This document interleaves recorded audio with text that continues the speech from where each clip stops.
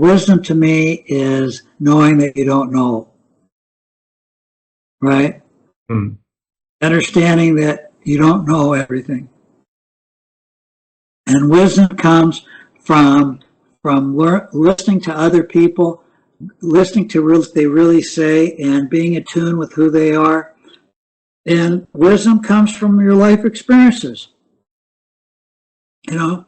But you don't have to experience everything you don't have to have somebody have somebody tell you don't touch the stove if you can see the stove is hot, you know. But wisdom comes from learning to listen to people when they say, Howard, the stove might be hot, be careful. And so wisdom is living a life full of curiosity, willing to learn, willing to grow, and understanding that you don't have all the answers.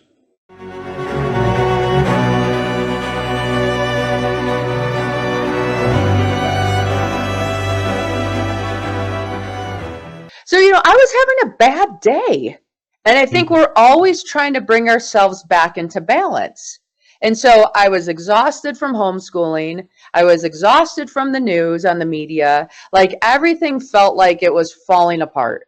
And then I looked at this book and I saw this lady set a world record for doing something in the Alps.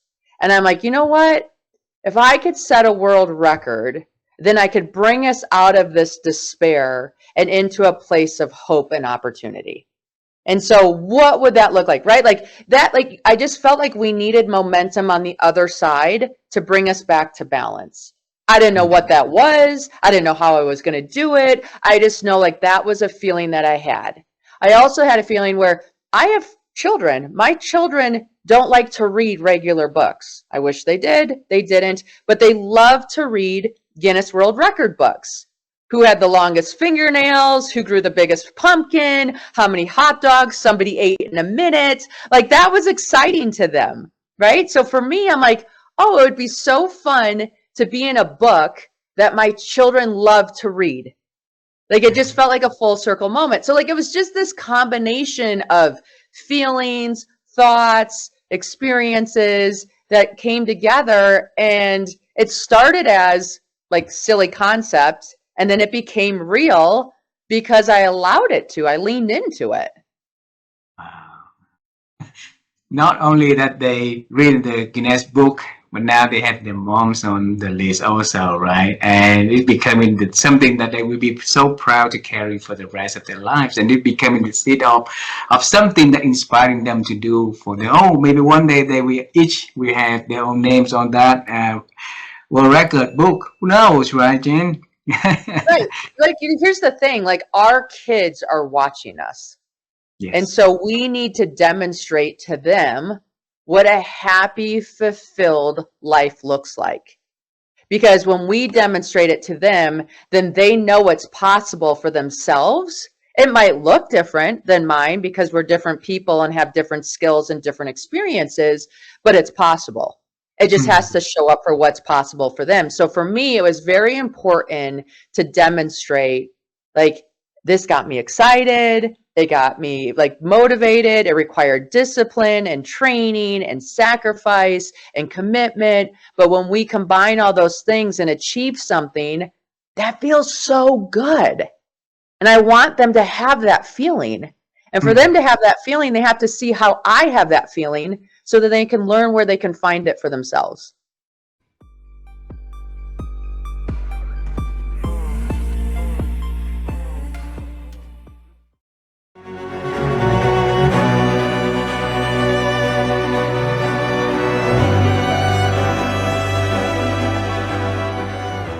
I think the leader has to know what their great work is.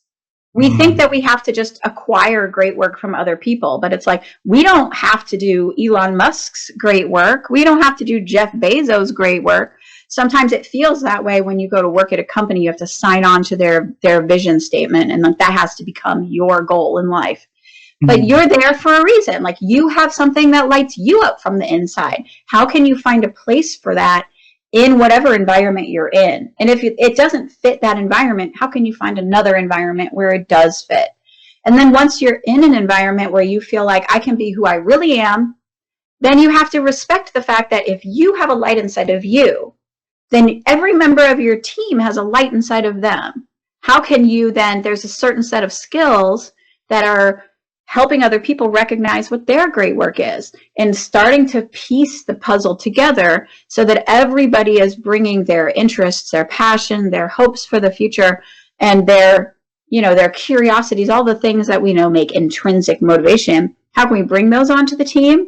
Mm-hmm. Then the leaders have to develop the skills to nurture everybody's great work, including their own, and then have these sort of collaboration skills that we talk about in chapter 7 of the book, which are like, you have to both know who you are and clearly communicate that while also staying open to other people's ideas. They're all these sort of two-sided skill sets. You have to be able to navigate conflict and repair after conflict. Like, there are these skills that go into actual authentic connection if that's the kind of team that you're trying to build. And everybody agrees that those are the kinds of teams that we want to build. Teams where people feel safe, where innovation can happen, where the leader is respected, and where like good ideas don't get squashed because you're afraid of getting in trouble. Like, we know that that's the kind of team we want to build. I think great work does play a part. Understanding great work in yourself and others does play a part in developing teams like that.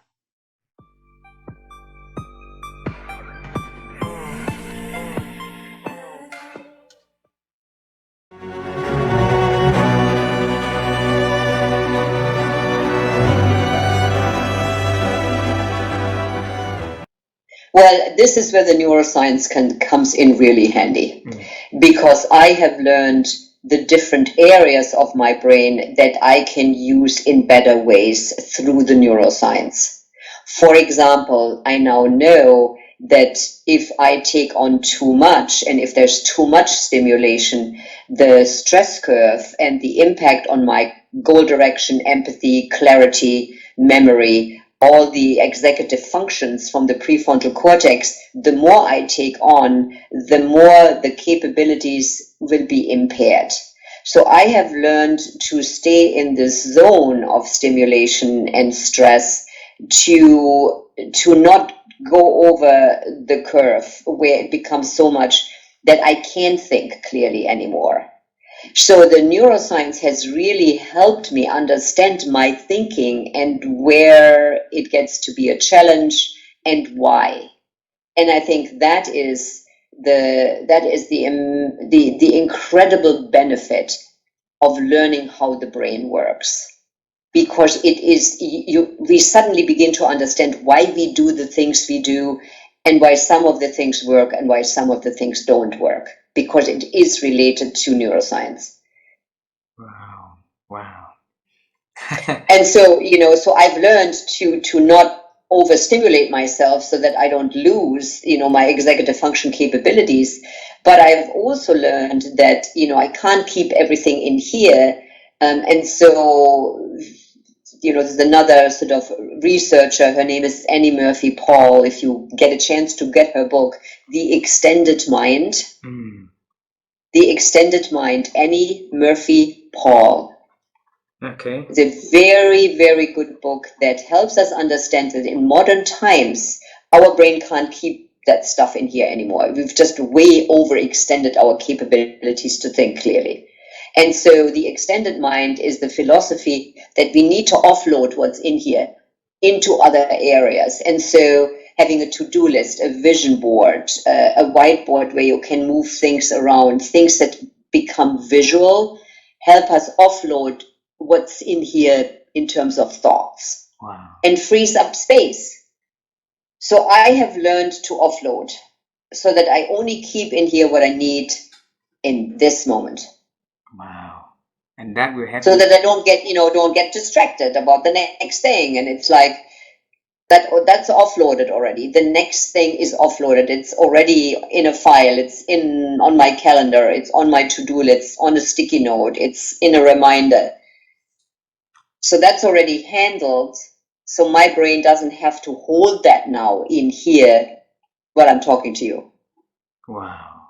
Thank you so much. So that book is mind blown. It's fabulous. It's extremely well written. Lots of stories, and not sort of so scientific that she lose the reader. But I can highly recommend it. Absolutely. Annie Murphy Paul, right? And the book Annie is, Murphy Paul. and the Yes. book, The Extended Mind. The Extended Mind. I will Yes. definitely look forward to that book, and I also look forward to contact her and send your message to her. You were the one who introduced me to the Yes, to her you work. can tell her that there's a fan club out there in the coaching world that she might not be aware of, and we love her work and her research, and we use it all the time in coaching. So Wow. if you get to talk to her, you can say there's a big group of people out there that love your work.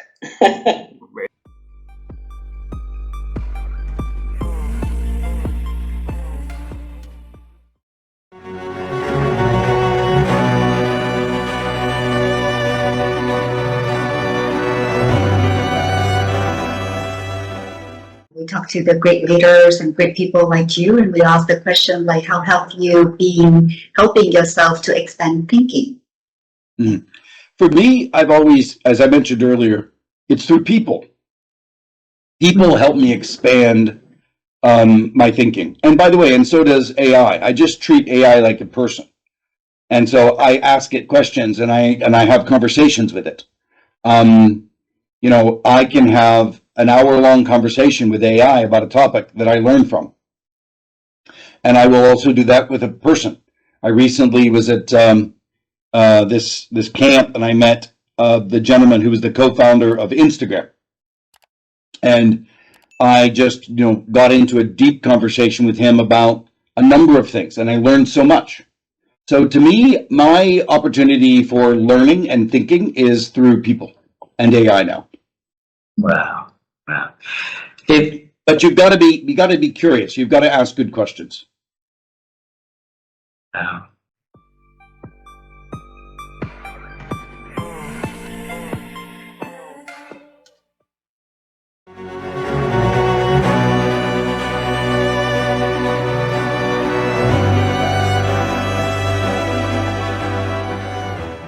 You may take it as me turning it on its head, but it is listening to younger people because they see things differently, and they see things differently for a reason.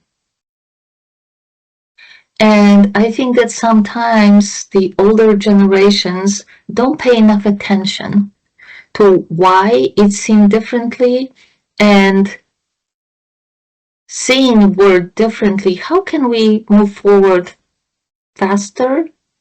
How can we move forward with more grace, perhaps? And then, to your point, never, ever, ever dismiss the wisdom of our seniors. You laugh, but I remember my grandpa and grandma, I told you, on the farm. To this day, I know what herbs to use for healing certain things. Just because they told me. They don't teach you that at school, right? And that's, and it's not just the wisdom of hearing something when you're in a field. It's the wisdom of appreciating and respecting the wisdom of our elders. Wow. And I think that's very important. Beautiful.